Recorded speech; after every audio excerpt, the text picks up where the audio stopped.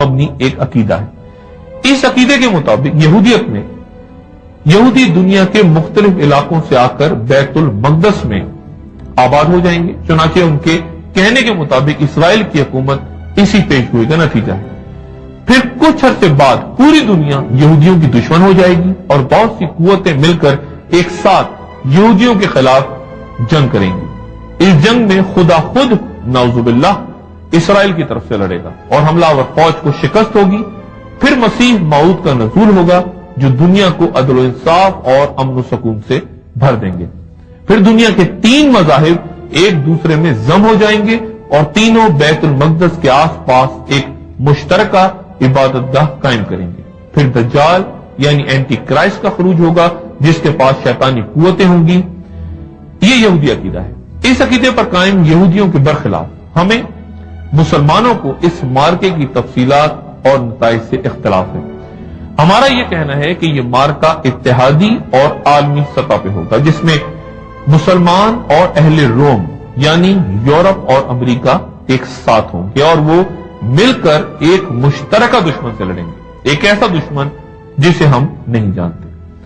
جہاں تک یہودیوں کا تعلق ہے، ہمارے ہاں یہ بات واضح نہیں کہ اس جنگ میں یہودیوں کا کیا کردار ہوگا، لیکن وہ اس جنگ میں الجھیں گے ضرور اور انجیل کے مطابق ان کی 2/3 تعداد تباہ ہو جائے گی۔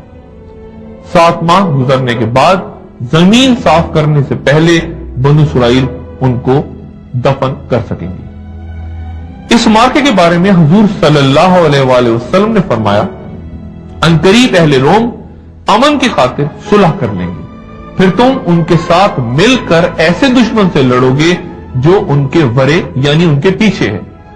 تم سلامت رہو گے، مال غنیمت حاصل کرو گے، پھر تم ایک ٹیلوں والی چراگاہ میں قیام کرو گے۔ پھر رومیوں کا ایک آدمی کھڑا ہو کر صلیب بلند کرے گا اور کہے گا کہ صلیب غالب آ گئی۔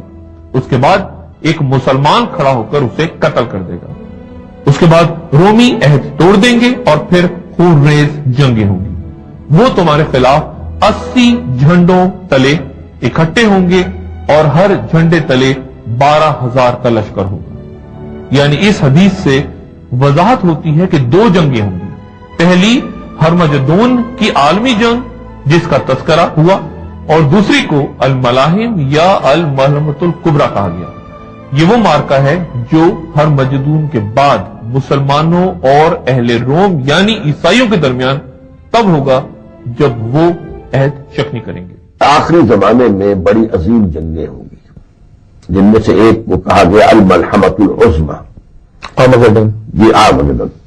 الملحمۃ العظمیٰ بھی کہا گیا، الملحمۃ الکبریٰ بھی کہا گیا۔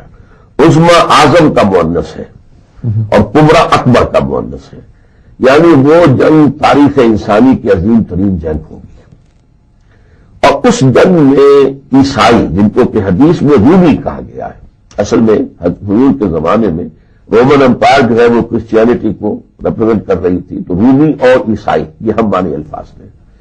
تو رومی جو ہے وہ مسلمانوں پر چڑھ دوڑیں گے اور ان کے 80 علم ہوں گے اور ہر علم کے نیچے 12,000 فوج ہوں گے، یعنی بڑی کولیشن، بہت بڑی کولیشن، یعنی تقریباً 80 ممالک کی کولیشن بن سکتی ہے جی۔ اور وہ مسلمانوں پر چڑھ دوڑیں گے اور اس اعتبار سے پھر مسلمانوں کو بہت شدید نقصان ہوگا، اور یہاں مراد میرے خیال میں مسلمانوں سے عرب ہے، کیونکہ یہ مڈل ایسٹ میں جنگ ہونی ہے۔ اس کا اثر یہ رکھتا کہ وہاں اس جنگ میں مسلمان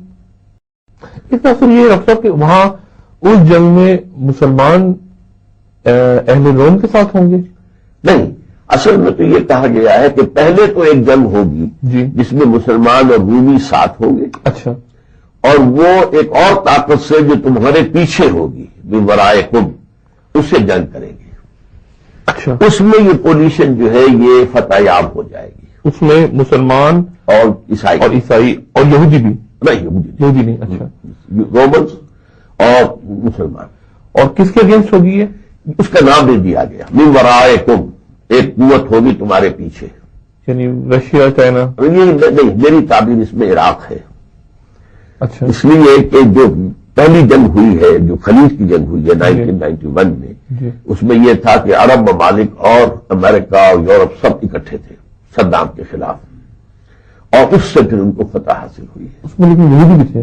یہودی نہیں تھے، یہودیوں کو روک دیا گیا تھا، خاص طور پر امریکہ نے کہا تھا تم بیٹھے رہو، کرنے کے باوجود تمہاری جو ہے پروٹیکشن جو ہمارے ذمہ ہے، لہٰذا پیٹریوٹ میزائل انہیں دے دیے گئے تھے کہ اگر کوئی میزائل اسکڈ میزائل آ بھی گیا تمہاری طرف تو یہ پیٹریوٹ اس کو فضا میں اڑا دے گا۔ اور اگر خدا نے خاصہ یہودی کھڑے ہو گئے ہوتے تو پھر یہ یہودی ورس عرب مسئلہ بن جاتا، پھر عرب اس پوزیشن میں نہ رہتے کہ جس پوزیشن کے اندر کہ وہ امریکہ کے ساتھ اور یورپ کے ساتھ شریک ہو گئے تھے۔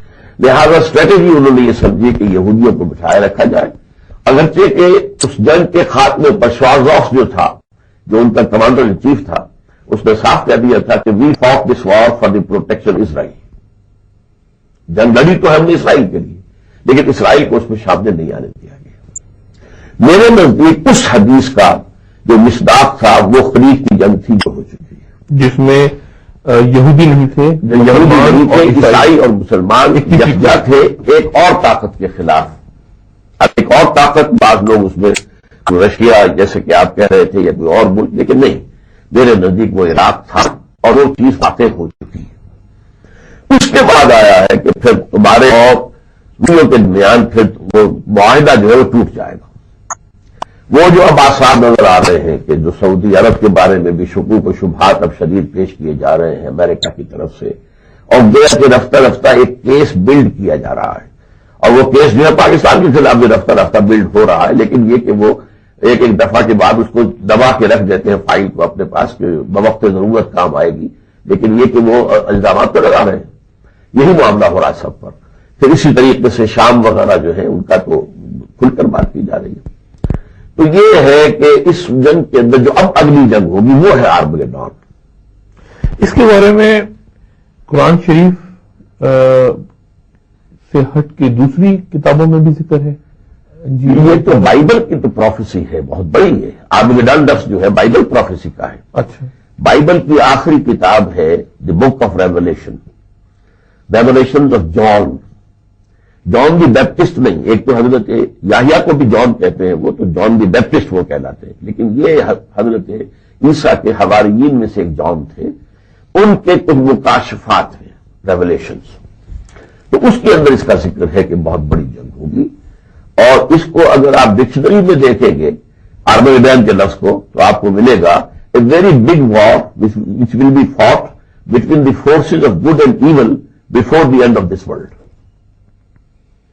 اچھا، اس کے بارے میں حدیث میں جو آتا ہے وہ یہ ہے کہ وہ صرف عیسائی ہوں گے اس میں کہ جو ہم پر حملہ کریں گے، اور اس میں یوں سمجھیے کہ 80 جھنڈے، اب یہ بھی ہو سکتا ہے کسی بڑے ملک کے جھنڈے ایک سے زائد ہوں، اللہ عالم، لیکن یہ کہ 80 علم کہا گیا، ملک کا لفظ نہیں ہے، اور ہر ایک علم کے نیچے جو ہے 12,000 کی فوج ہوگی، اور مسلمانوں کو شدید نقصان پہنچے گا۔ ایک حدیث میں الفاظ آتے ہیں کہ ایک باپ کے 100 بیٹے ہوں گے تو 99 ان میں سے ختم ہو جائے گا۔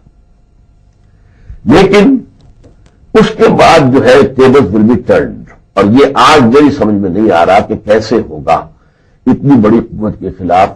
پھر عربوں کے اندر کس طور سے اتنی جان آ جائے گی یا مسلمانوں میں اتنی طاقت آ جائے گی کہ پھر ان کو جو ہے پڑنا بھاری ہو جائے گا اس کے حق میں، اور ان کے حق میں جو ہے وہ حالات بدل جائیں گے۔ اس وقت میں کچھ نہیں کہہ سکتا اس کے بارے میں کیسے ہوگا۔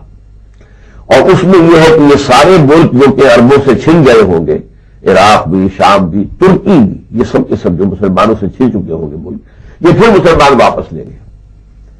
اس وقت پھر جو ہے دجال جو ہے وہ اترے گا، اور دجال ظاہر ہوگا وہ اور کلیم کرے گا، اور وہ جو ہے یہودیوں کی قیادت کرتے ہوئے سامنے آئے گا۔